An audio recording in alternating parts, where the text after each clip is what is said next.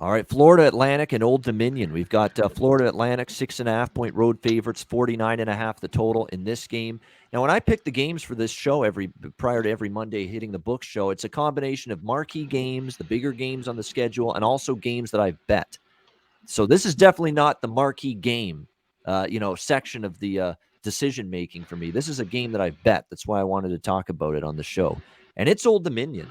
This team is the betting markets are sleeping on Old Dominion. This was a team that was supposed to be garbage coming into the year. They started out the season looking like they might be garbage. Remember, Liberty crushed them, Wake Forest destroyed them. But starting with the Buffalo game that they nearly won as double-digit dogs, and then they lose by 7 to UTEP right in the game, lose by 7 in overtime against Marshall right in the game. They get drubbed by Western Kentucky, but Western Kentucky's got a great football team and a great offense this year, so no shame there. And then now they've finally won their first 2 games of the year against FBS competition, back-to-back wins against Louisiana Tech, and they destroyed Florida International last week. This is an Old Dominion team that now 3 covers in their last 4 games. They're clearly outperforming what people are expecting of them.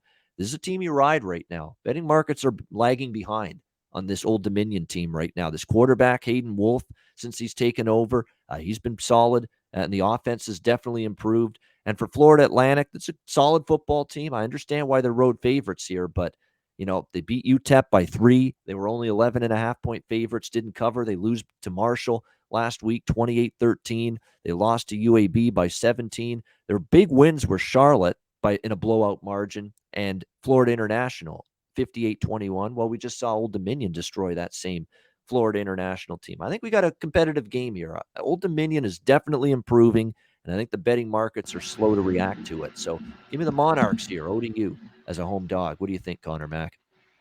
Yeah, ODU's come a long way from the shit we thought the bottom 5 teams out of everyone out there.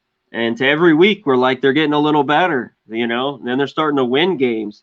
And then they just kicked FIU's ass last week.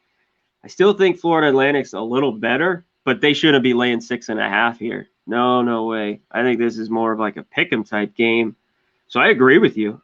This to me is take the points with Old Dominion. I'd also take some money line in this game. This is a money line spot. If they keep playing the way they're doing at home, this could be a long one. And FAU just lost to Marshall. Didn't really look very good in that 28-13. So we'll see. It should be a good one, but I got to take the points for the home dog here. And N'Kosi Perry, the Miami transfer, struggling again the last couple weeks throwing the football for Florida Atlantic. 50% completions the last 2 games. And by the way, Old Dominion's weakness defensively is the pass. The secondary is not good for Old Dominion, but their run defense has been terrific. The last 3 games, they've given up 95 rushing yards, 3.5 yards per carry. And Florida Atlantic's offensive strength is running the football.